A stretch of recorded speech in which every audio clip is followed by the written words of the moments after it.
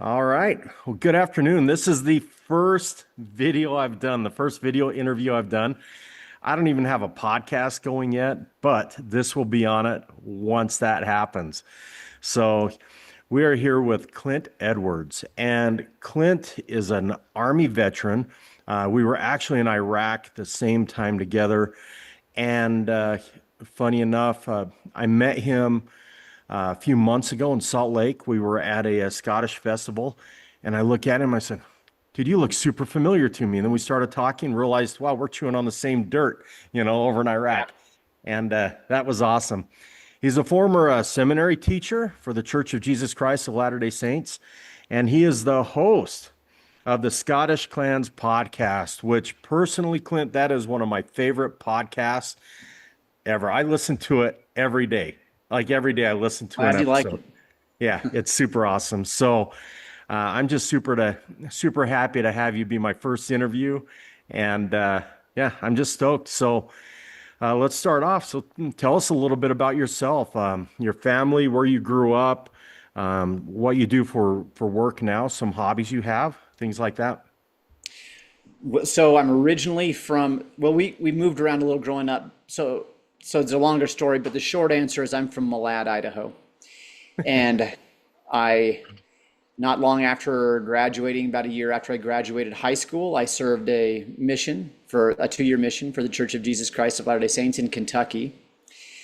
When I came back, I eventually got into school here in the same valley, same county I live in now, just across the border in Utah, in Cache County. I went to Utah State University, and that is where I met my wife. So I'm currently married. We have 4 kids.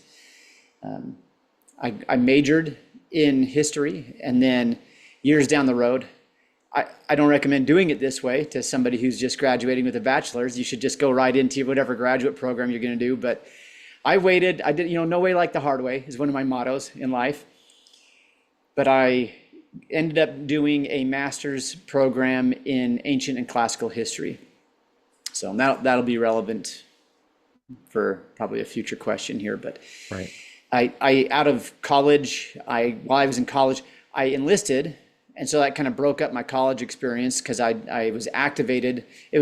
I enlisted in 2002, so it was not very long after 9/11, and right out of basic training was activated to guard the Salt Lake Air Base. So I did that for a year, helped the Air Force guys out, providing security. And then I got back into college. I got into, for the first time, ROTC.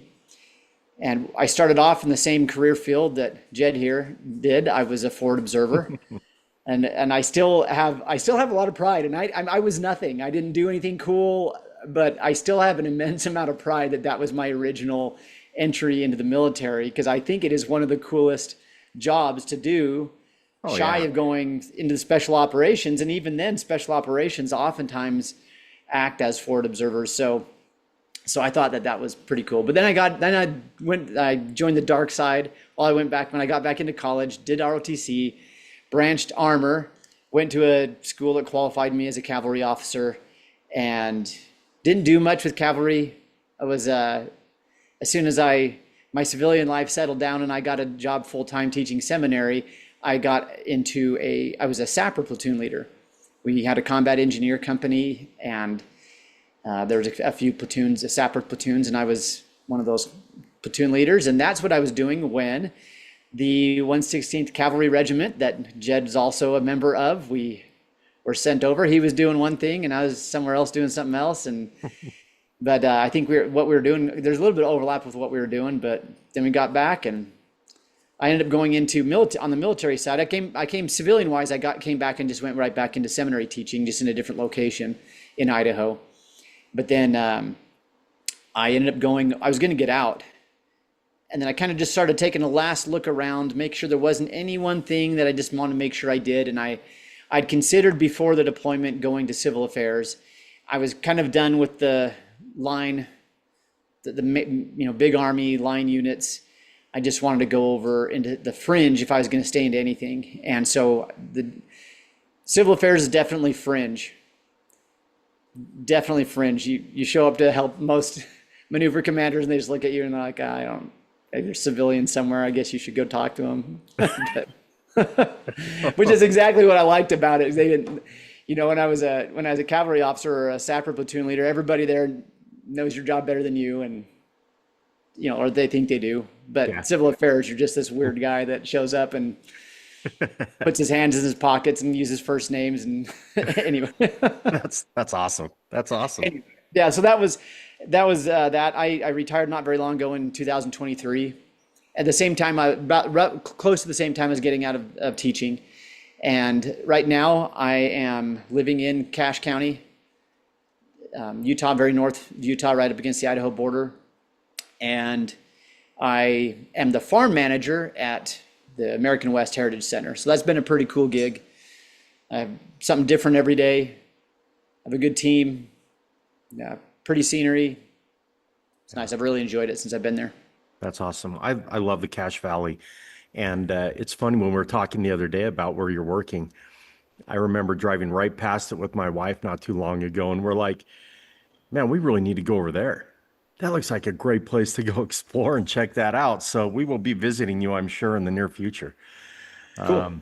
Yeah, outstanding. So what got you involved in like the Scottish clans? That goes clear back to when I was just a kid, probably 10 or 11. I started finding my dad. I had my dad's book of remembrance that his mom had made for him, had our genealogy in it. In our faith, genealogy is a pretty big deal. And I saw some of the lines went back to, if you tap into a nobility or some member of the aristocracy, lands and titles and stuff, then their histories were better kept. And I know there's flaws and everything in it, but they're better kept. And so some of those lines went back a long ways. And I knew enough history, even as a 11 or 12-year-old, to know that was knight in shining armor days. So then I thought I was fascinated by, like, Robin Hood, Prince of Thieves came out. Thought that was the coolest thing ever. And I knew I had English ancestry, so I was even more interested in it. And then I found a book when I was about 13 that said, and my mom, I think my mom actually saw this interest in family history, and she made sure that she showed this to me. The title of it was In Honorable Remembrance of William McFarlane and Margaret McCormick. And they were ancestors of mine who had left Scotland in the 1850s, had joined the Church of Jesus Christ of Latter-day Saints, and had immigrated out to Utah. And they were one of the very, very first families in the West Weber area, so out west of Ogden. Mm-hmm. I have actually had a chance to visit as close as I could figure out to their location. Anyway, just reading through that book, before it started talking about them as individuals and their family and their experience coming west, it talked about his background as a McFarlane and got into, this very surface level stuff, but I was fascinated. It lit up my teenage imagination. It had a picture of the McFarlane tartan, their traditional pipe tune with the lyrics in Gaelic in it. And I didn't even know that Gaelic was a language. So I thought that was pretty cool. And then they showed where their territory was and all this stuff. I was fascinated by it. So that would begin a years and years, decades long fascination with anything that was Celtic. My last name on my dad's side of the family, and it's here's where Jed and I overlap actually, is being from Malad, Idaho. Oneida County, which Malad's the county seat, has the highest percentage, and I don't know how the last couple of decades have changed this with people moving in and out and stuff, but at one point it had the highest percentage of Welsh ancestry outside of Wales. BYU did a study on it and came up there and took blood samples. DNA stuff was in its infancy when they were doing this. And I tried to track that down and who did the study, and I couldn't get anywhere with it. But yeah, that would be cool. That would be cool to look into.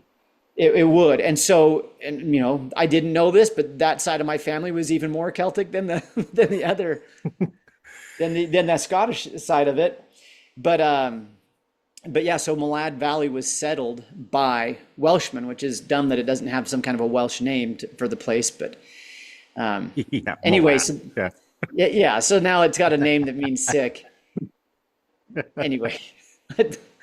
I don't know how somebody didn't catch on to that and that's a dumb name to name a place. It's a really cool place. It's a really cool community with a really rich heritage. Dumb name. Yeah. But You know, my I grandpa was the first Edwards not to speak any Welsh. wow. You know, His it's dad knew a little bit, and his dad was the first Edwards from our line born in America but raised in a Welsh-speaking home to Welsh immigrants that had also come out in the 1850s and settled down in Willard. And then that first one ended up moving up to Malad with a bunch of other Welsh people where they lived. And so right. my grandpa said when he's a little boy, you could hear Welsh spoken out on the streets. Dude, that is so cool. That is Yeah, so the cool. old timers would use it. I remember I was talking to my stepmom one day just about family history and I said, "Hey, where did the Lewises come from?" Right? I didn't know anything. Now, I'm a lot more familiar with my mom's side of the family. At least I thought I was until I jumped into understanding more. Now I know even more about them. And she just said Malad, right? She was like, and it was right before she and my dad divorced, dude. So she was like, yeah, whatever. They came from Malad, you know? From the ancient settlement Yeah. of Malad. And I'm like, okay, that's cool. But then as I started researching the Lewis side, then it goes right to Wells and it just continues in Wells. And Yeah. It's a much more common name in Wales than it yeah, like the Isle of Lewis. You would think that they're, but I yeah. know, right? Well, and that's what took us to, you know, for my wife and I, that's what really took us to understand a little bit more of my Scottish heritage. And I was like, well, that's cool. So she goes through a book, you know, and it said, oh, well, Lewis, you're a sept of MacLeod. And I'm like, well, sweet, you know, the Highlander, right? Yeah. And then I got diving into that and, you know, talking to, you know, our mutual friend, you know, Spencer Lewis, Yeah. and finding out, you know, that, yeah, we are related, you know, and different things. And a very cool experience. But I've found that my Scottish side comes from my mother's side mostly, like with the Mortons and then the Bybes and then the Clarks and then Campbells and you know, and the McLeod back there as well. But I have a few different things in there, and it's pretty cool. It's cool. No, that's awesome. So, so what led you? So you're talking about your history leading up to it. So what got you into podcasting with this? Well, years down the road of trying to read all I could find, with books I could find at a bookstore or Google, I was, us Zennials, they call us. We were raised analog, but when we were coming of age in young adulthood in our early, like late teens, early 20s, now all this digital stuff and the internet, and now we're communicating a lot with emails, and that's the world's changing, and that was our young adulthood. And so at a Google level search, I was reading all I could get, but it's hard. It's hard to punch through that wall, and for somebody who wants to really dive in and go below the surface. And so it's hard. Well, fast forward all these years to 2014, I was wrapping up my master's degree and working on my thesis, and I was trying to pin it down, and I decided to do it on Scottish clans. And I did it specifically because you have to get super specific, right? With the super specific. So it was a comparison and contrast of Highlanders, the Highland clans, and the border clans. And I got it. For those people who are nitpicky, that borderers probably didn't use the word clan. Got it. But they're clans. We're just arguing about labels instead of what it actually is. Comparing and contrasting these two kin groups in these regional kin societies between roughly 1300 and 1600 through the lens of warfare. And so that's where I really had, and I couldn't find anything. I was still stuck at that surface level. So I reached out to 3 Scottish professors I can't remember even where I found their names to even look them up, but I found their email addresses and reached out to them. It was Allison, or she goes by Ali Cathcart. Mm-hmm. And then there's somebody who he signs his papers. In English, his name would be Angus Mackenzie, but he actually doesn't. He actually prefers the Gaelic version of his name. He's a native of the Isle of Lewis, and his name is Anis McConaughey. I think I'm close on that. He approved it. It's close enough, but he's a native Gaelic speaker, and so he actually he prefers the Gaelic version of his name rather than Angus Mackenzie. And then the other one was Martin McGregor, who is also a Gaelic speaker. And They were all three of them were super generous and just so cool. Here's a young scholar trying to do some things, and they hooked me up with writings of their own, referred me to other writings that were pertinent, and I'm starting to look at their works cited and bibliographies and things like of these material they're giving me, and now I'm plugging into this whole academic world of the subject opens up. And when I finished writing my thesis and eventually got my master's, I was not burned out on the subject. I was just more interested. I was asking better questions, and I knew where to find better answers than just the Google search, which I might just say this, it just kind of regurgitates most of what you find on a Google search. It's a lot of regurgitated information. Not always, but there's some good sources out there, and they don't have to be a college professor. I'm not trying to be snooty about it, but the Collins Scottish Clan and Family Encyclopedia is like the Bible, and most of them are just like a lot of the Wikipedia articles, a lot of the clan history websites. A lot of them are regurgitating the same thing, and it's really hard if you want to start asking questions. So that's one thing I really try to do is punch below the surface, really dig into it, and then share that and like go through the academic material, but share that with a more general audience in a language that they. Sometimes I succeed at that. Sometimes I don't. Sometimes it's just, when I started doing the podcast, it was, I finished the master's thesis and I'm all wound up about the subject, but my wife doesn't, she doesn't not has my wife and I do have things that we overlap interests on, but this is not one of them. I like 3 seconds into the conversation, her eyes start glazing over. So I eventually started a podcast. Then people were like, yeah, but I don't have a map of Scotland memorized. And when you start talking about these things, I have no frame of reference. Right. So I started the YouTube channel, started adding visual aids. But when I first started the podcast, it was just me talking. I just want to talk. I just want to nerd out with myself. And so I wasn't really doing a good job of talking to an audience. No, I think it's awesome. That's how I got in. Well, I appreciate that, and that's why you run into people, like me and Spencer, right? I mean, I think the three of us, if we were sitting at dinner, I mean, we would probably nerd out for the entire night and it would be just fine. Yep. And be super happy about it, right? You're right. It's interesting because as I look through things and I've done my own research, right? Because I didn't know I had such Scottish ties until I first met you, and then I started digging a little bit. And I've been through different websites, and you're absolutely correct. There's a lot of regurgitated information there. One thing I found, though, is like jumping on the Campbell website. Dude, they've got it going on. Like, they're squared away. Dude, I go shout out to Adam Campbell. He's neck deep in that world. But yeah, he's awesome. And I just I've been going through that, and it's cool getting that information. Not all clan websites are created equal, and there's the Clan Campbell Society of North America, ccsna.org, is better than most. Yeah, it really is. I like that. And the McLeod website is pretty good too. And there's some others, but I think it comes down to, a lot of times it comes down to maybe the leadership of those organizations as well, right? And where my focus especially in this interview or any future interviews, on different aspects of leadership and in areas that people have experienced throughout their own lives, and even going into those websites, looking at it, like I look at the Campbells, and the Campbells have a chief and they have leadership, and I mean that the Clan Campbell Society of North America, that's been around since 1929. And it's just continually improved, and there's so much information there. But a lot of that comes down to leadership. And so I think this is a good segue into that, right? Now I can nerd out on the clans like all day, as you know. But let's talk a little bit about leadership. If I were to ask you, and I didn't put this on the notes, but for you, how do you define leadership for yourself?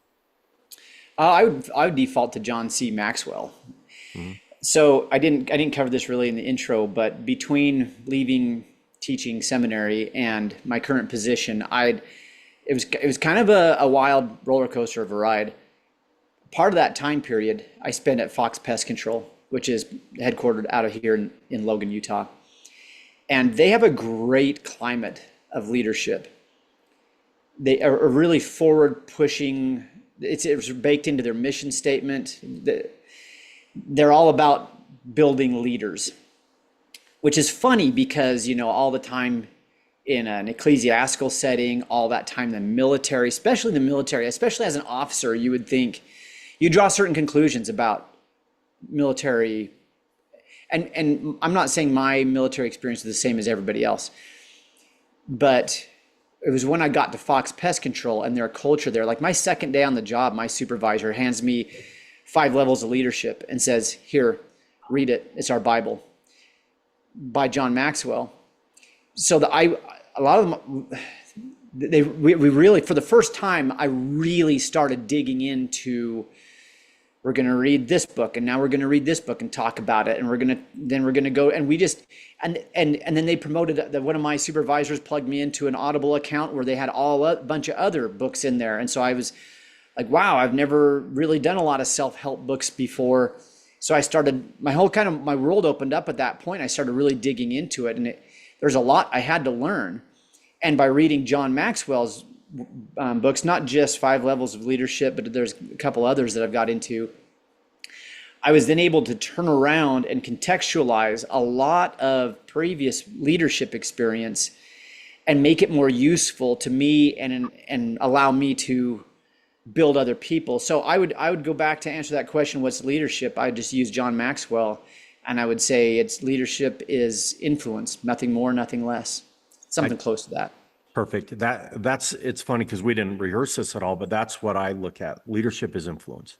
Mm-hmm. And it can be used, like like Spider-Man, right?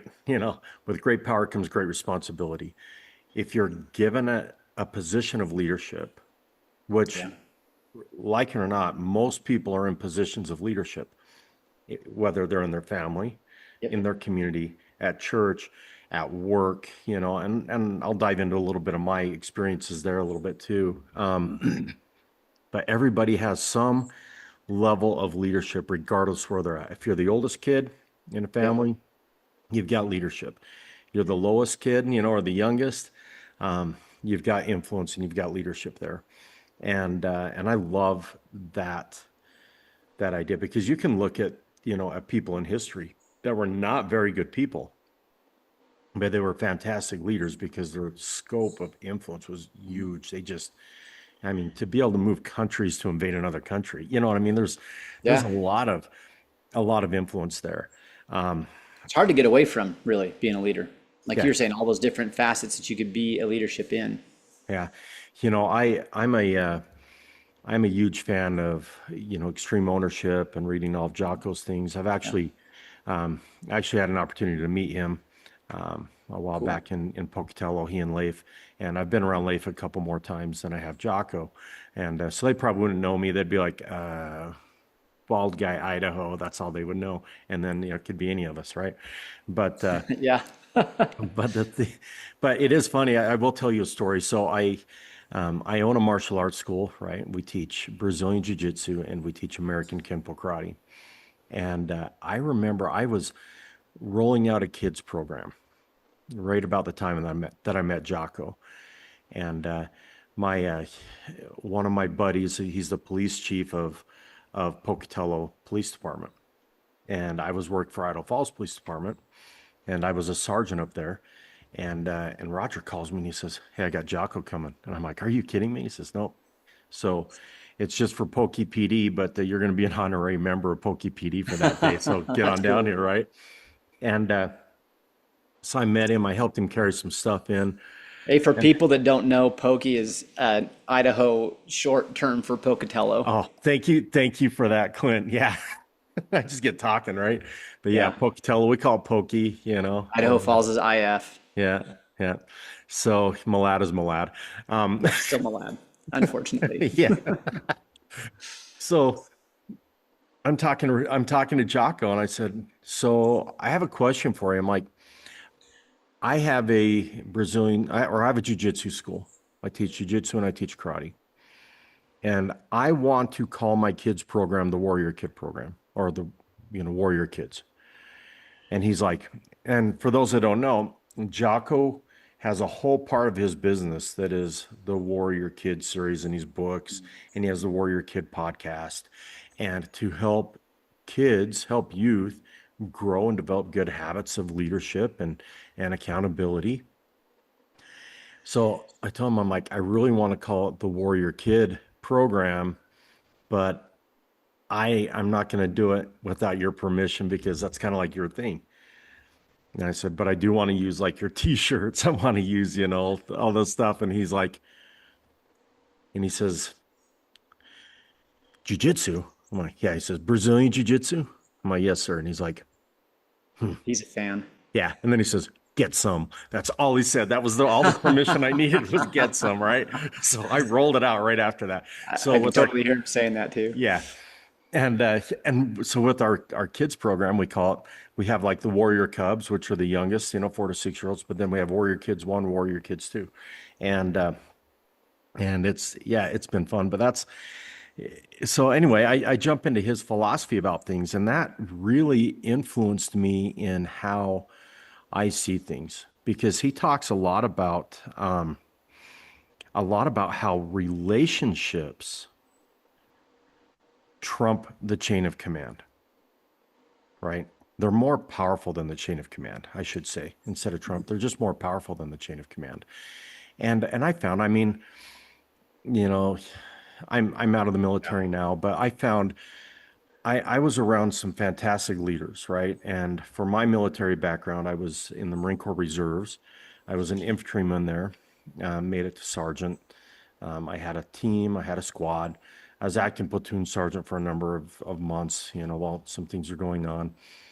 And then I got out. And then after 9/11, I tried to get back in. I'm like, hey, let me get back in. They're like, well, you're an E5. There's the Marine Corps has so many billets for the ranks. So, which are the jobs you can do. So they're like, yeah, it's going to be a while. And then I'm like, all right.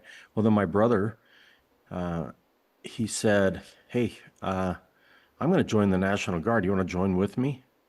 And I'm like, you didn't really think about the National Guard. I'm like, yeah, sure. Let me talk it over with my wife and let me see what they've got.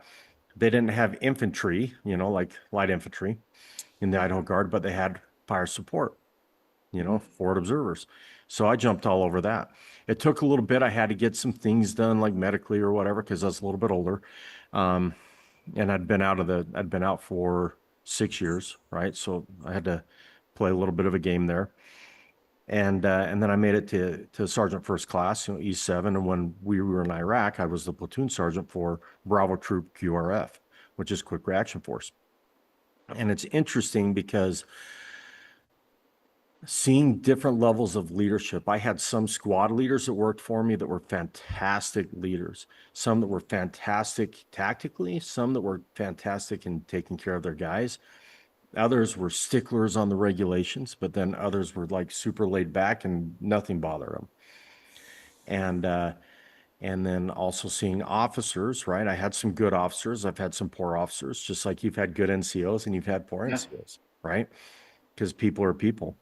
But I found that building relationships, and then in law enforcement, I retired from Idaho Falls Police Department this last year, about 6 months ago, actually now, and I was or 7 months now, I guess. But I was a sergeant up there, and then I retired as a lieutenant, and I saw that leadership dynamic change because as a sergeant, I was very much involved the in the growing of the team. And then as a lieutenant in that climate, more of a project type management. So the span of control was I had sergeants under me and they had their teams, but I wasn't one of those guys anymore, right? Yeah. Even though I had that open door, and I did have a lot of people that still came in and talked to me and, sought for direction. But I found that influence was so powerful that and those relationships were so powerful that many times somebody would be given a direction and then they would come to me to validate that direction from somebody that was higher up. What has been your experience in having those relationships with leadership or anything that pops in your mind at this time? To answer that, I might use the framework of the 5 levels of leadership. Perfect. Because that's what sprang into my mind when you were talking about the relationship being more influential than the chain of command. Chain of command, that's positional leadership. Mm-hmm. So that's the bottom rung on Maxwell's framework. That if these 5 levels are a ladder, that's the bottom rung. So people are doing what you tell them to do because of your position. Second one is I hope I'm getting this right. It's been a couple of years or so since I read it, but the second rung is because you're establishing a relationship with them now, and they're like, oh, he's my boss, but he's also a decent guy. The third level is that you get results. And that's why they're following you. It's because regardless of what I think about them, sorry, that was super loud. No Ding.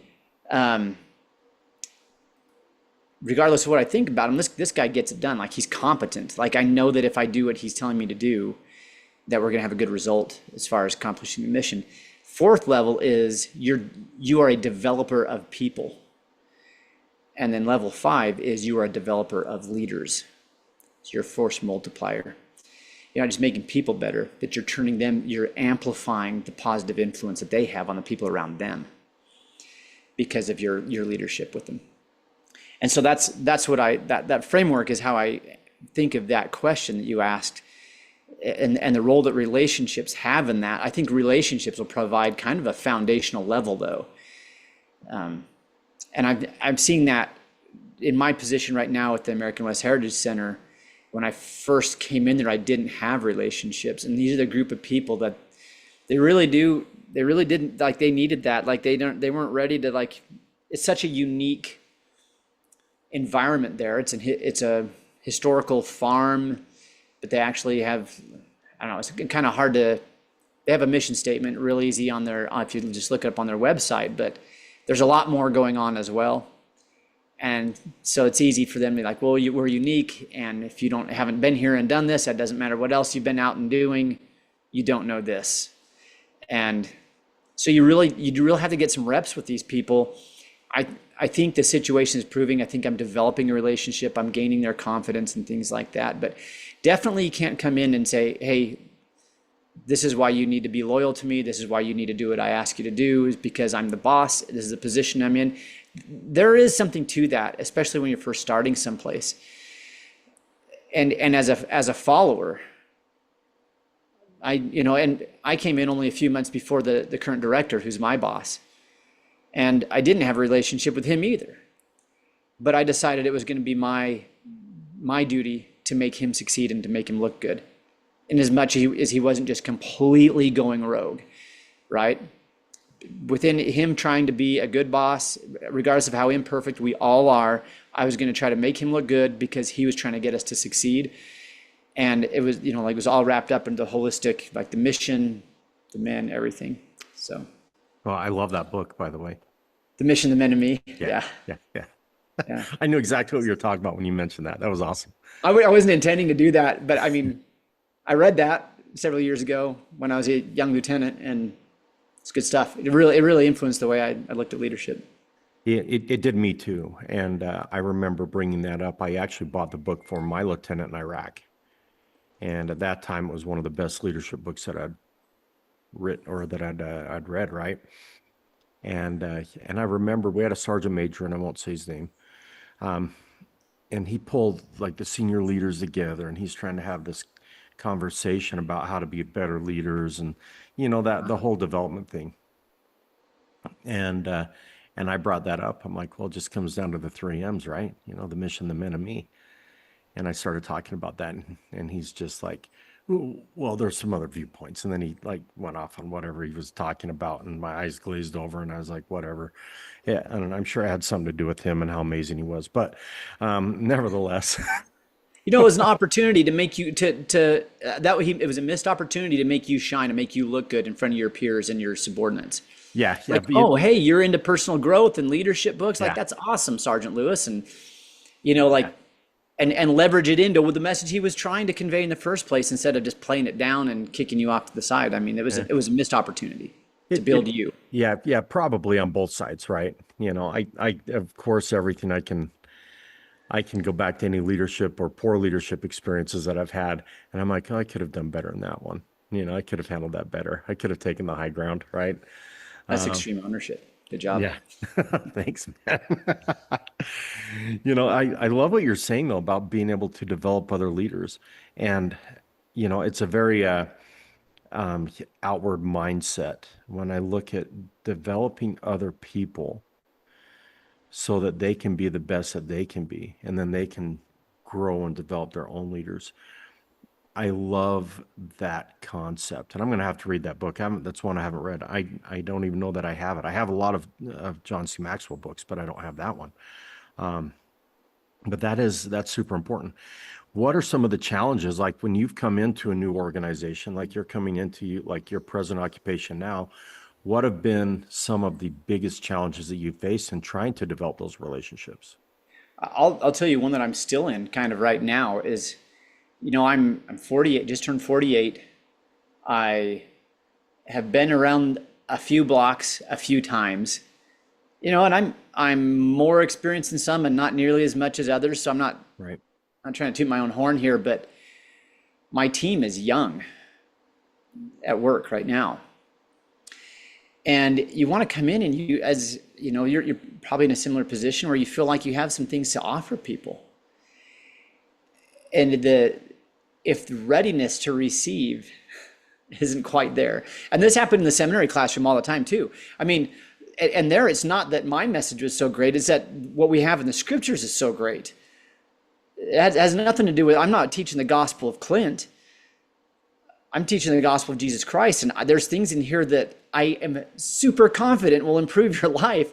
And what's the readiness level of the group coming in? And that's a huge spectrum of readiness, starting it with nothing, like they aren't ready at all today.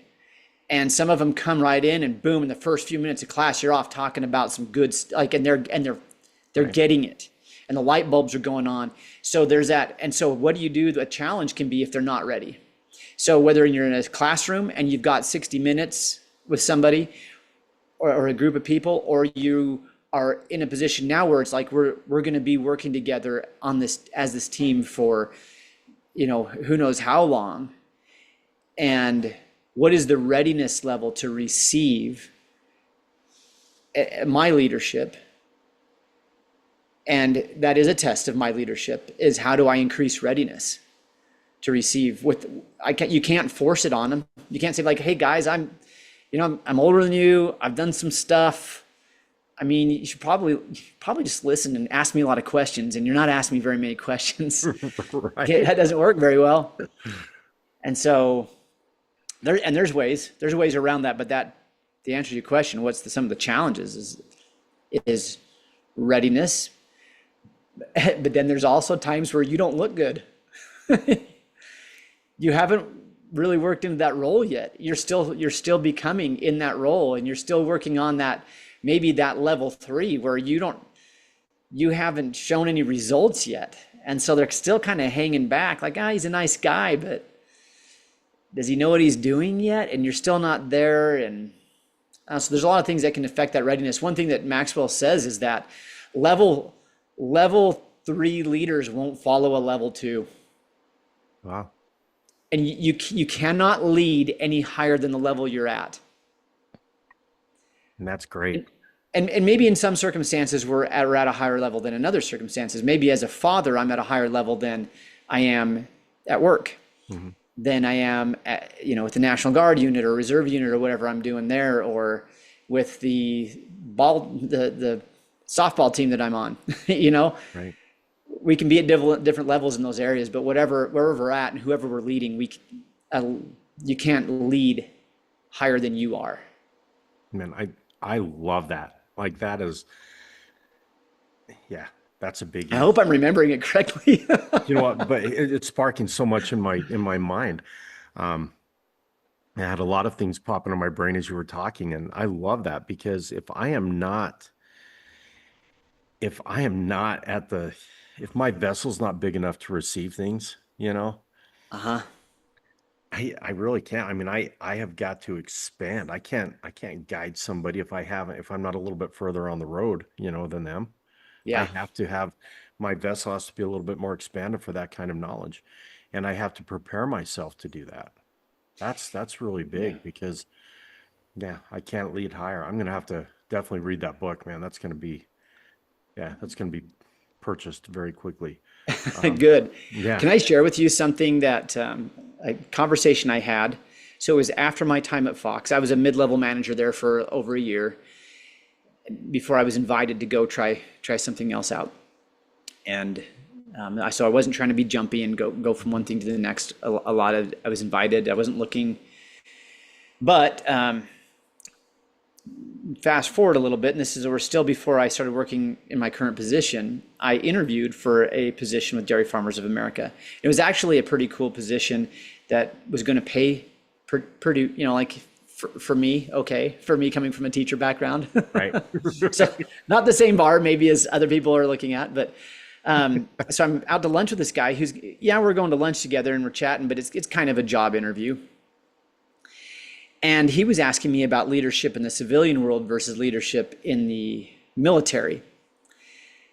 And this is a good conversation. I wish more people could have been in and listen to this. He's like, how would you describe the difference between leadership in civilian world and leadership in military?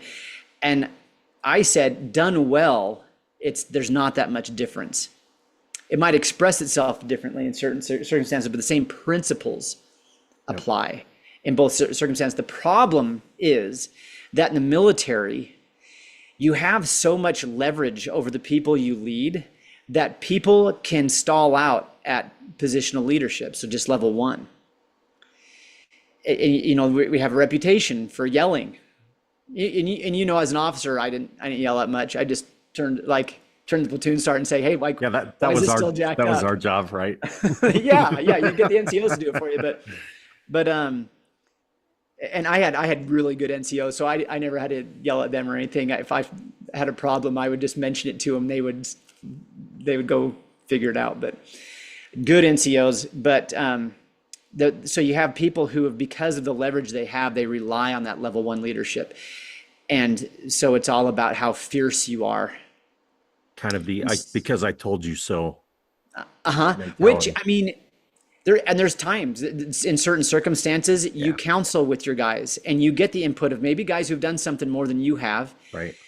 I remember we were trying to figure out rotations, and half my platoon we were on a little JSOC compound, and I had half my platoon had the gates, and half of them were running personal security details.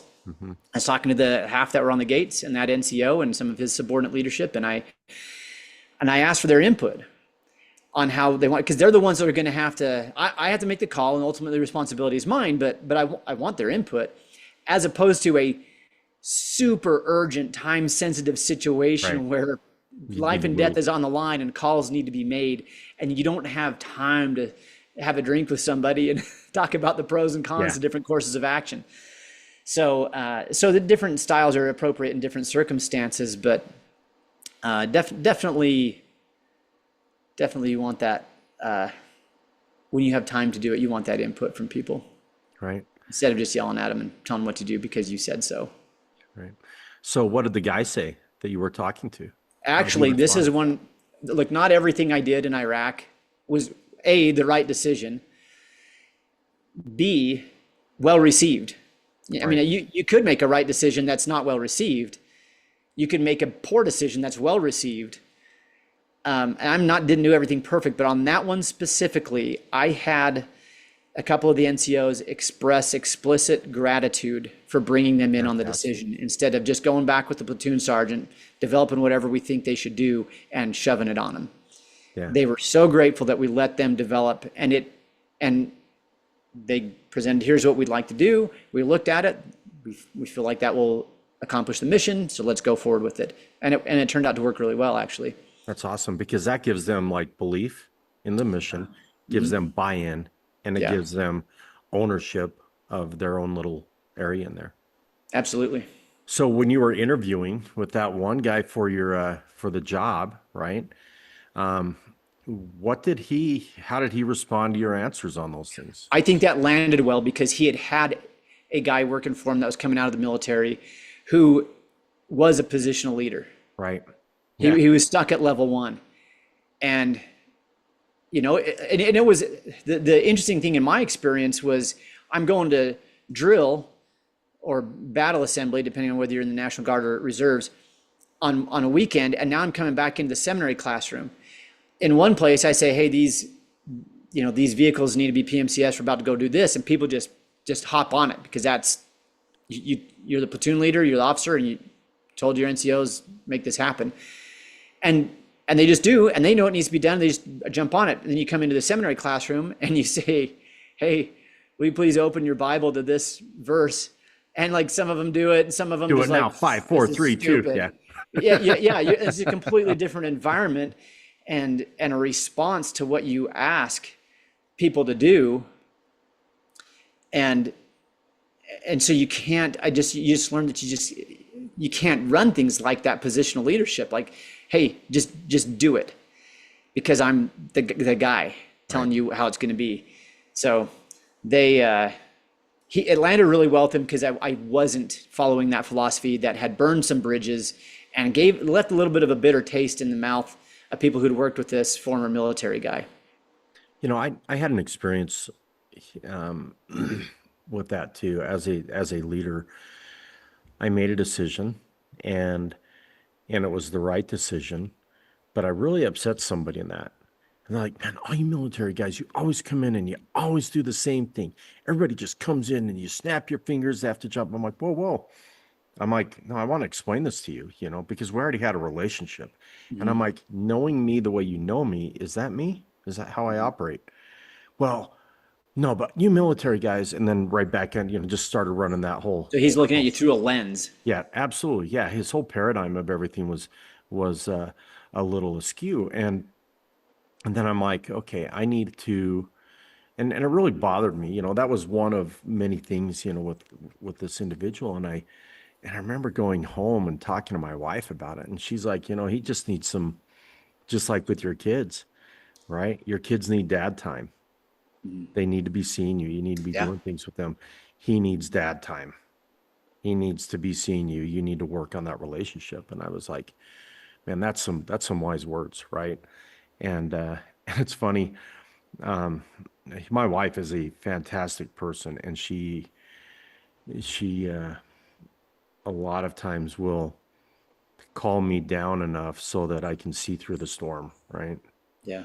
You got, a career in law enforcement, a career in the military, and seeing the things, overseas that people experience, and then things that I've experienced in law enforcement, having a, almost 28-year career in law enforcement, you look at things and, uh, and sometimes we get caught up in some of those storms. So I remember, when you're talking about people don't know, or people don't care what you know. A lot of times, when you mention the whole thing of, you're working with the guys at your current job, and they're like, yeah, you haven't been doing this. Yeah, you don't know what we're talking about because you haven't been doing this. I was at a SWAT school, right? And this school, we had a former Navy SEAL Team 6 guy, a former SF guy, and a former Marine Corps drill instructor that had been on a full-time SWAT team for like 14 years or something, right? And these guys are teaching this class. And they were great instructors. By far the green beanie, he was like the best, right? I mean, he was a fantastic instructor, right? Because that's what they do. The Navy SEAL guy was fantastic as well.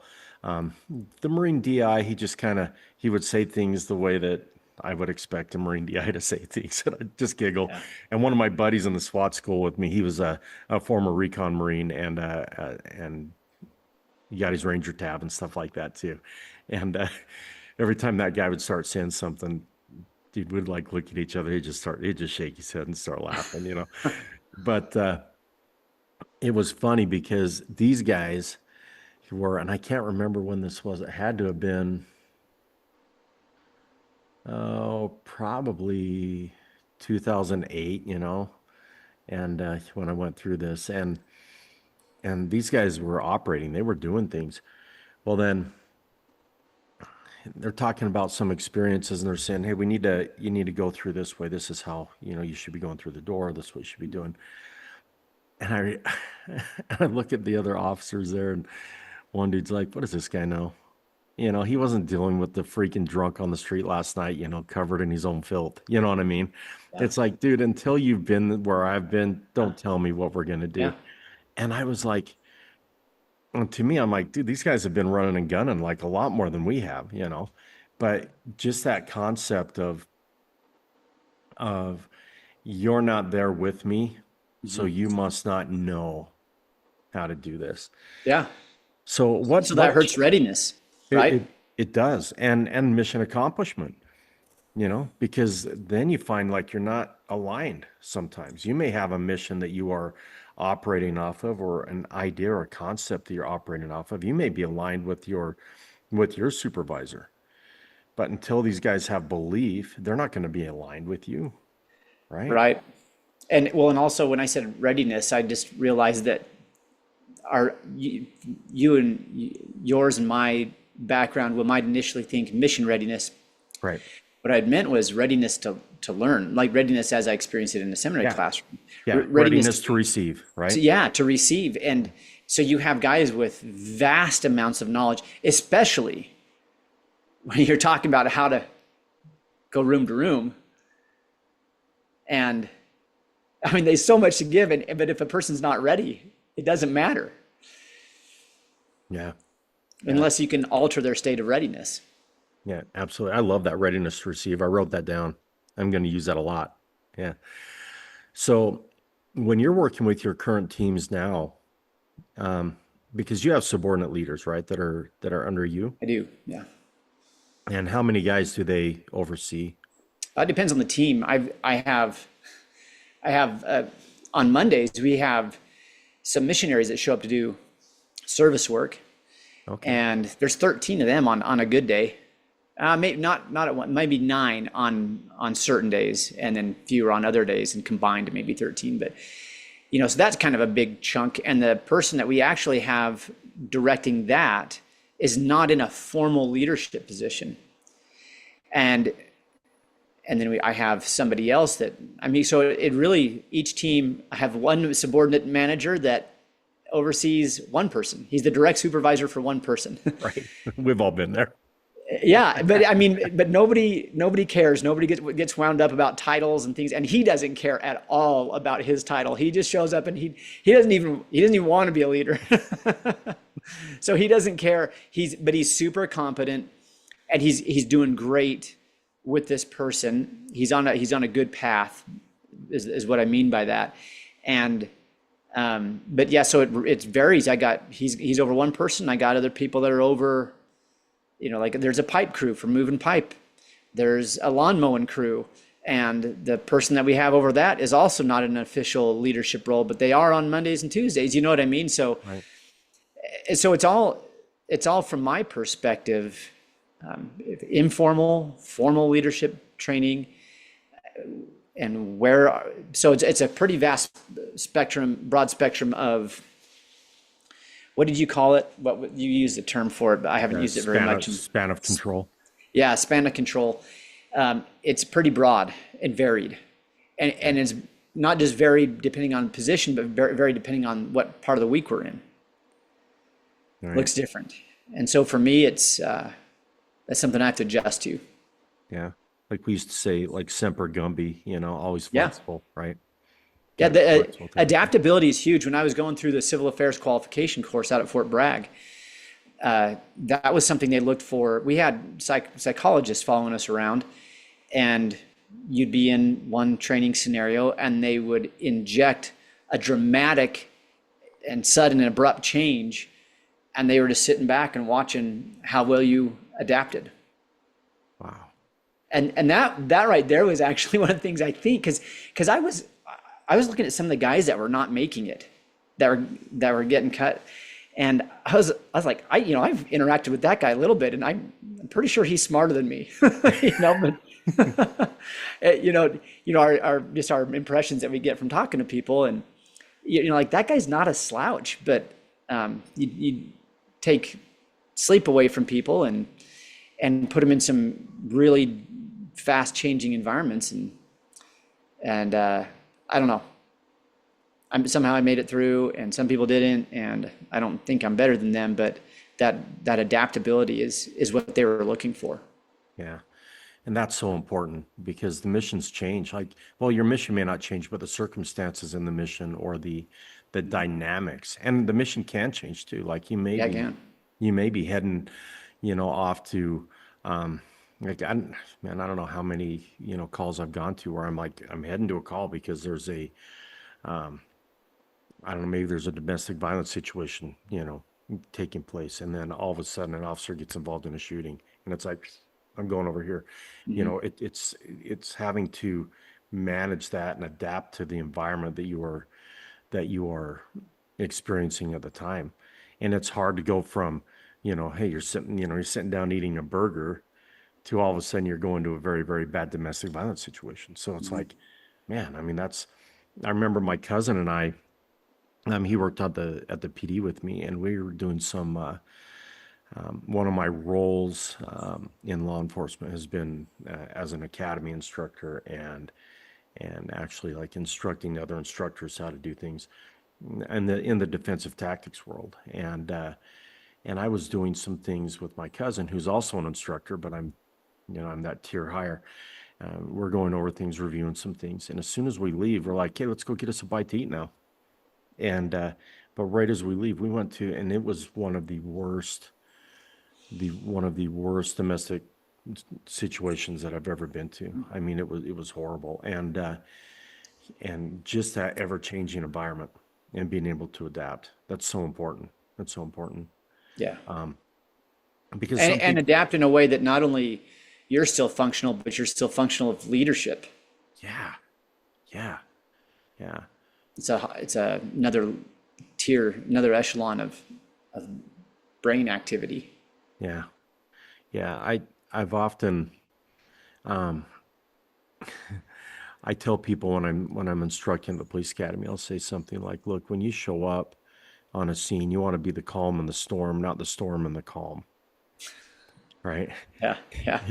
And in all transparency, man, I've been both. I've shown up, and because I'm having a struggle that day, or there's something happening, I show up and I'm going to take care of it, and I'm going to do it this way. And I show up and they've already calmed it down, and then here I go amping it up. And that's worse when you're in a positional leadership position as well. Yeah. Because then people start looking at that like, oh, and the younger guys will emulate what you do. Right. Yeah. Something I thought of while you were describing that the way you're describing it prompted me to think of this. I haven't maybe ever expressed it in these terms, but so we come in every day, we're at some percentage of our capacity, right? We come in a leadership role, wherever that is. And one day we're at, maybe high 90s. We're up there. We've had enough sleep. We're well rested. Things are going well at home. Finances are, like whatever factors. And you walk into the situation and you're ready. And other days we're at a lower percentage of our capacity because of whatever else is going on. And that was, you'd mentioned something to that effect. Mm-hmm. We're walking into it and maybe you had a disagreement with your wife, or maybe you checked your bank account and there was something that really threw you for a loop in there in a dramatic way. And now, I teaching seminary every day, you're supposed to be hypersensitive to what's going on with those students, dialed in, right? And able to see some very subtle things and adjust accordingly. But then you've got this big, huge thing running in the back of your mind. And I think that is a reason why, because of all those variables and the different levels, I think it's important that our baseline is as high as it can possibly be. And that has a lot to do with how we take care of ourselves. Are we physically, mentally, spiritually, emotionally, whatever area of our life, what are we operating at? Yeah, I mean, okay, we're going to go out and we're going to do a patrol, and we're going to have to dismount, and we're going to have to go for a ways, and it's going to be hard, and it's super flippin' hot, and we're carrying all our crap on us, and our kit's heavy. The people who have established a very high baseline physically absorb these other elements better, right, and still function well, so that when we get, because you might, like you were talking about, a change of mission. Okay, we need you to flex to a different target now. Well, okay, I thought I was going to go back and eat soon, and I haven't. I needed that meal or whatever, and now we have to push harder and farther or whatever than we thought we were going to. If we've established a high baseline, then you can apply that to any other area of life, then you're more ready for changes as they come. If I'm showing up at 70% of what I'm capable of, well, 70% for some people is still way high. Right. 70% is better than my 96%, and I don't like to get into comparing left or right. Maybe I'm just comparing myself to myself. 70% now is more than 89% was 5 years ago. Right. You can get into some really cool stuff. I don't know if you followed Dr. Benjamin Hardy and Dan Sullivan. Mm-hmm. They've written a series of books together, collaborated on them. 10x is easier than 2x. Who, not how, the gap and the gain. And right, with the gap and the gain concept, comparing yourself to yourself, measuring backward is important. Yeah. Rather than measuring laterally, side to side, or measuring against some ideal in the distant future that is really never going to be attainable anyway. Right. A lot of times, like, just in a little simple way of doing that, I'll do little obstacle courses for the kids here in the jiu-jitsu school. And then they run it and we time them. Mm-hmm. And I say, look, we're not timing you against somebody else. We're timing you against you. Yeah. So you're going to run it the first time. They've never done the course before. I demo it, or one of my coaches, we go through. And then I have them do it the first time. And then I have them do it a second. If there's time, we'll do it a third.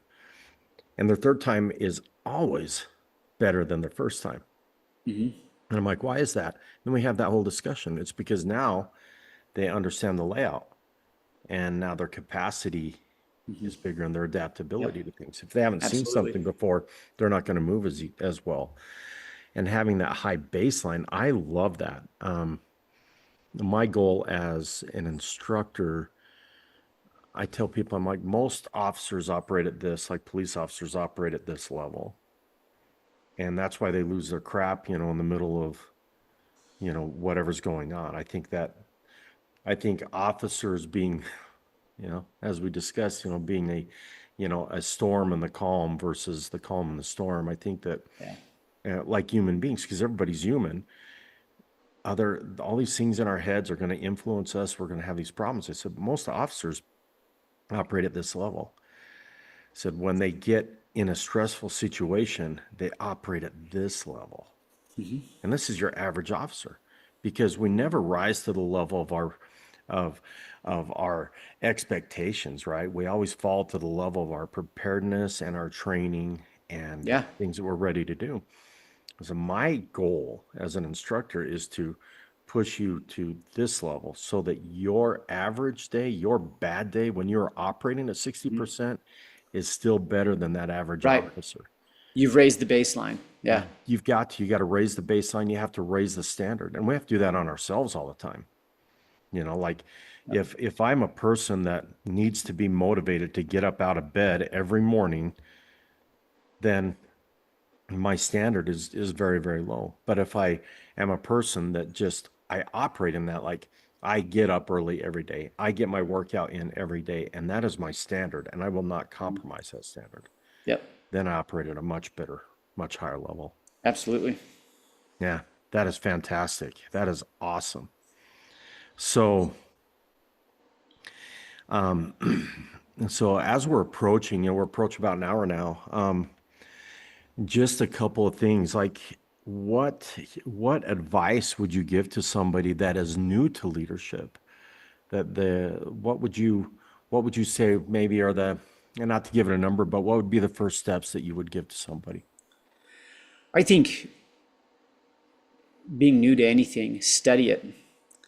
Don't. So here's a pretty important leadership lesson that I've learned, and it's true of myself.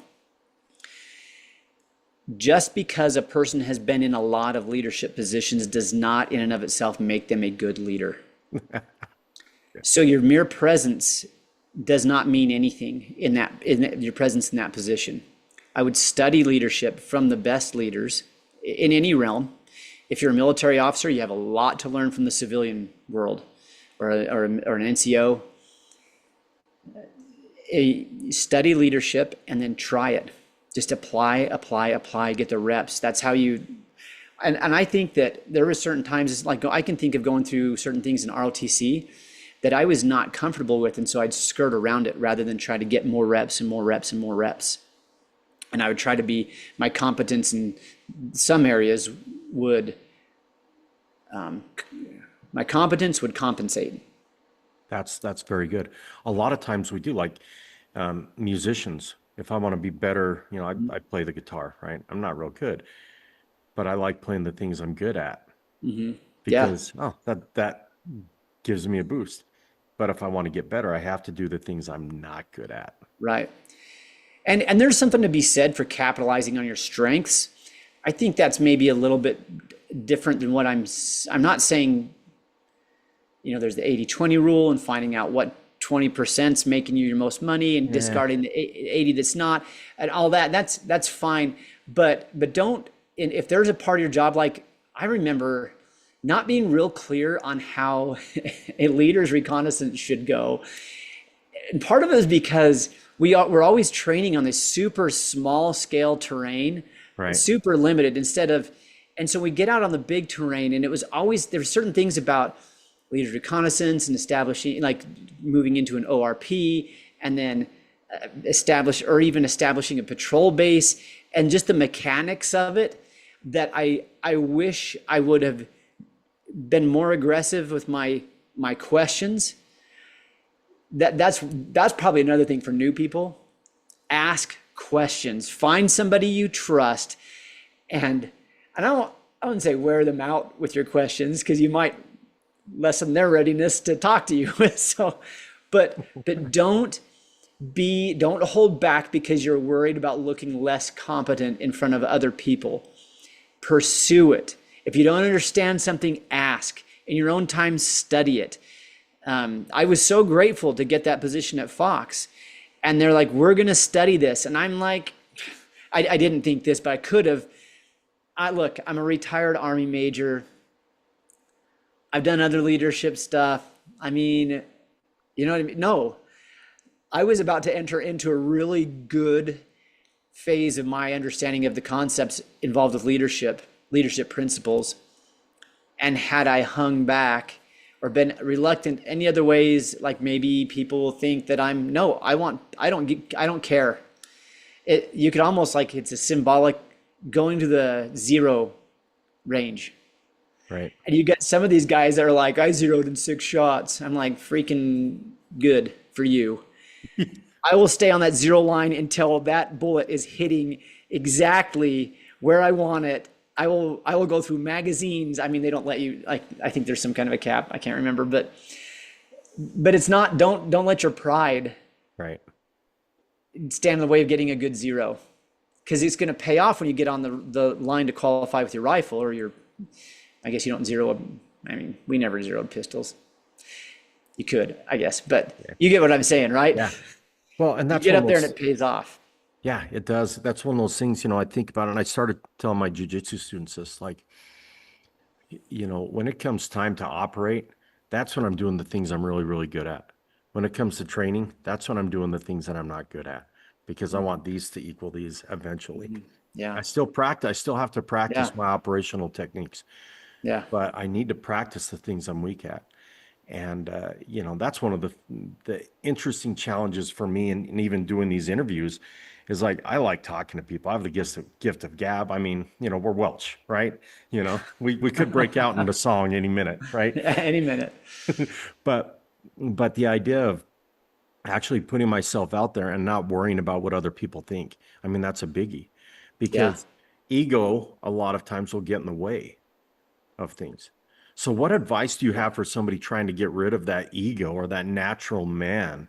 What advice do you have for them and how can they adjust it or overcome it to become a better leader? What do you think? I don't know a good answer to that because the way I've overcome it is just years and I just don't care Just getting anymore the what people reps. think. Yeah. Yeah, like I know I don't know everything. Like, so I'm a farm manager, right? So I'm over at the American West Heritage Center. I've got everything that I've got all the crops, the livestock, the grounds, and the facilities. So there's stuff that doesn't have that much to do with agriculture that's part of my scope. But so for a farm manager, you think like this guy, no, there's certain parts of agriculture that I know something about because I used to do it. Both my grandpas were cattlemen, and I've worked for both of them, but I spend a lot of time on my mom's side of the family. If anybody's watching this in Southeast Idaho, her maiden name's Corbridge, and they used to run a bunch of cows up northeast of Soda Springs, and I worked a lot for them. And there's certain things I did a lot, even within the military. There were certain things I did a ton of, and I got really good at it. And there was other things like op orders. I'm still not good at op orders. We got the crap beat out of us about op orders in my officer basic course. I mean, like they turned up the ever loving heat. I talked to my brother, who's also a retired officer, and I was asking him in engineers what his experience with the op order was like. It was completely, we got hammered because we were maneuver officers. But then guess what? In Iraq, I didn't mess with it at all. We did con ops the whole time through, which for some other people that don't know, this is it's an operations order is what you do to make, and they're valuable. You should, I mean, they just make sure you got all your boxes checked and you thought about things like to the degree that you should have. But a con op is a concept of the operation, and it's a few slides. PowerPoint slides, and we had a template, so we didn't need to create it every time. We So just much changed the easier. information that was different for this next time we go out, and so there's things that I did a lot of, whether it's agriculture, whether it's military stuff, and there's things I didn't do very much of at all. And right now in my current position, I've got a guy that I refer to him as my senior counsel. He's a retired IFA guy he was a farm consultant, and he knows his stuff, and he's just there because he likes being there and they pay him a few dollars. I wish I could triple his pay tomorrow, as valuable as he is to me. And I ask him stuff, and sometimes I was like, hey, look, I know this is not a stupid question, but this is like an elementary level, but this is just something I didn't mess a lot with when I was working on the ranch. Can you teach me about this? How is it that this or that? And like, anyway, and I'm not like some of it, I'm embarrassed to say, like in this setting, but with him and in a position where I got to know this stuff, I have to ask the question. I have to know it, and I have to just be humble and do it. But I'm at a stage of my life now where I don't care. I can ask those questions that maybe I think I should know, or other people might think I should know if I'm going to have this position, and I don't care. But that only came with longevity and like not dying Yeah. and maturity.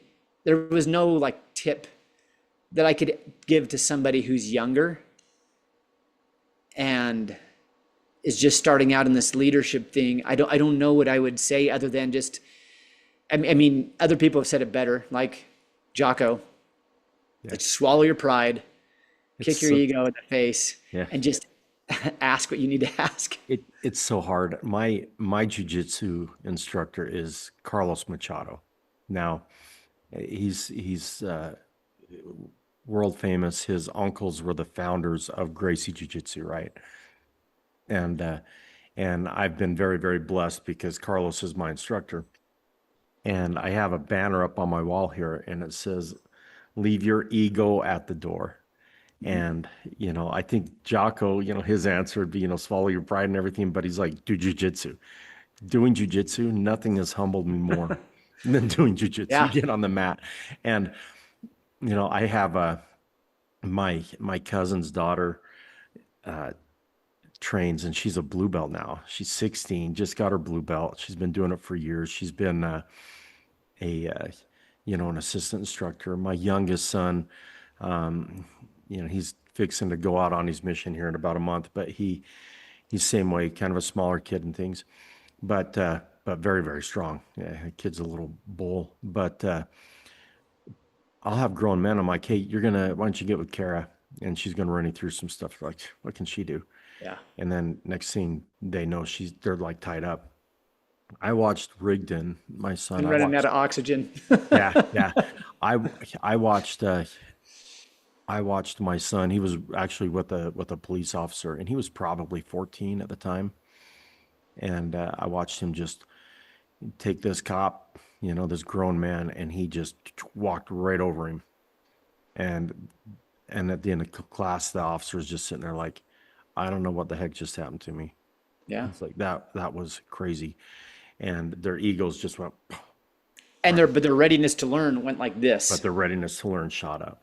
And I think that a lot of times, I know for me, if my ego is in such a place that like I cannot put it in check, and I think of the ego a lot of times as that natural man. That natural man has that need to, oh, I need to be seen as this and this extremely capable, and I will do this, and some of those things. But Yeah. I found that my ego a lot of times, if I start going down those paths, I'm not teachable. I'm not ready to receive. I love that. I loved when you said that. Just the readiness to receive. That's so valuable. And when I finally get to the point where I can receive, then that spiritual side of me really, really can carry me through. So that leads me to this other question, like, how does being spiritually aligned impact your leadership, whether at home, whether at church, whether at the job? Well, one of the, before Jed and I got on and started talking here, I sent a message to him, say, hey, what are some of the things that, prime me with some of the questions you're going to be asking me so I can give you a better, more well thought out answer. One of them was, he asked, what do you think the foundation of leadership is? And I think that this is, the answer about how does my spirituality, how does that affect my leadership? I think this is where the foundation of leadership is love, which I thought, have you ever read The Gates of Fire? Yeah. So good. So good. Such a good book. And it's been years. And a really good friend of mine, Cody Shepard, shout out, one of my buddies from RLTC here at Utah State, he referred that to me. He said, man, you got to read this. And this is years. This is a lot. He and I were still just lieutenants when we, just starting out with things, our families, our military experience. And it's interesting because one of the characters in there asks, he's spending just going out and doing some fun stuff with his men before they run off, probably in what turns out to be to their deaths. They're out on a hunt and they're gathering around the campfire. And he asks his men, he said, what's the opposite of fear? And, there's certain ways that people would ask that. And so this is where I go back to the scriptures. The best leader who has ever lived on this planet is Jesus Christ. And the quality about him that made him so good, aside from the fact that his father was Heavenly Father, was that it was love. And he on a couple of different occasions, you have, hey, Master, what is the greatest commandment? Trying to trip him up. And he says, it's a love first of your Heavenly Father. Thou shalt love the Lord thy God with all of thy heart, might, mind, and strength, or something close to that. Second is like unto it, thou shalt love thy neighbor as thyself. But then later, in a more intimate setting with his 12 apostles, his future leaders, leadership training, he ups the ante on them, and he says that you should love each other even as I have loved you. Not as you love yourself, as I love you. That's a tall order. And I'm not there yet. But this was his leadership training to the people who are going to lead his church after he's gone. And the quality and his emphasis that he put on love, I think is so. When we reference the mission, the men and me. Okay, you got the mission. Without the mission, you don't have a reason to even be there, right? But the men or your team, men or women, whatever your situation is, having a love for them and to help them accomplish the mission, but also be the very best version of themselves as an individual, as a teammate, and as a leader. That love, I think, undergirds everything you do. It helps you be firm when you need to be firm. When you have to have a hard conversation, backing out of a hard conversation as a leader is not love. It's not loving. You're withholding an opportunity for growth from this person. So it's not emphasizing love isn't the same as saying always be nice. It just brings out the best qualities in you, and it brings out the best qualities in them. How that's presented in Gates of Fire, I'll let people read that. I think it was really cool how he walks down that trail. One of the coolest conversations I've ever seen in a book. Fantastic, man. That is awesome. I don't know how else, a better way to end this, this video and interview is with that. When I decided to retire, from law enforcement, and the biggest thing that I looked at was, what can I do? What does God want me to do? Mm-hmm. Because I've been through some things, and those will come out in, future episodes or whatever, but having that alignment, having that understanding that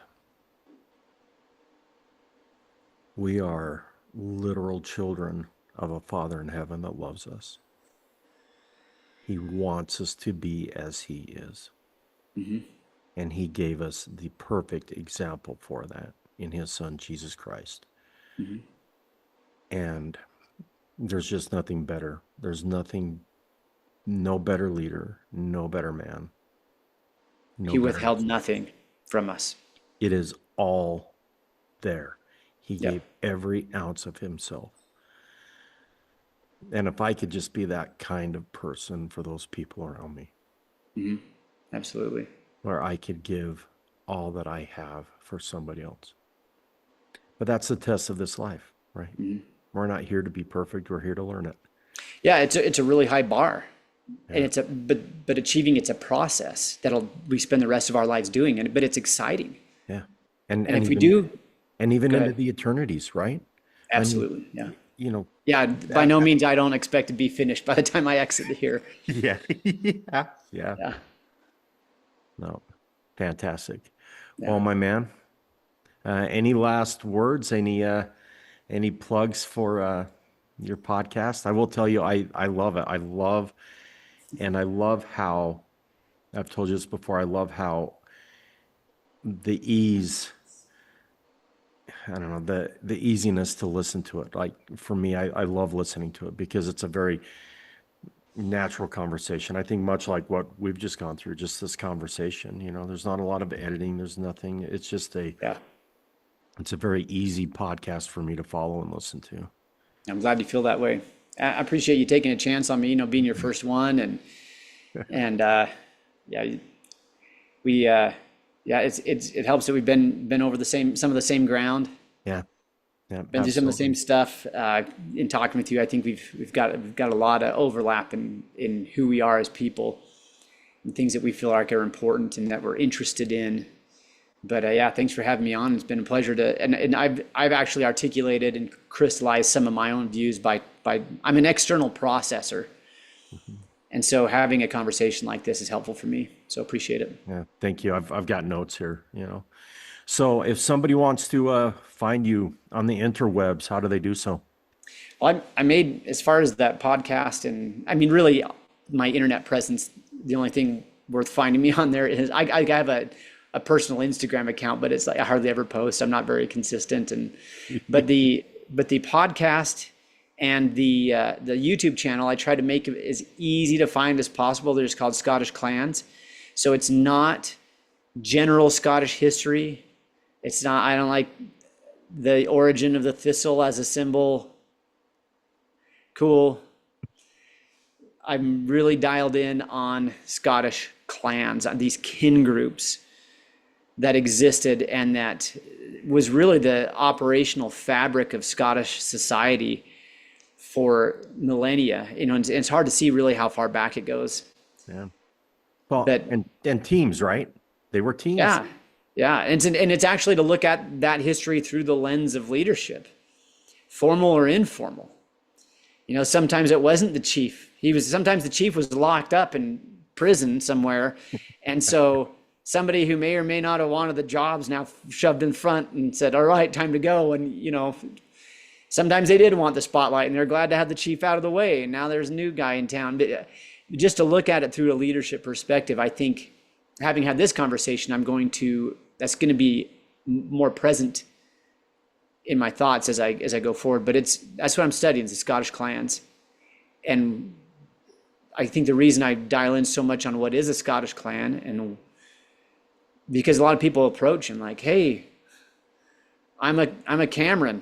It's like, sweet, man, you guys are a big deal.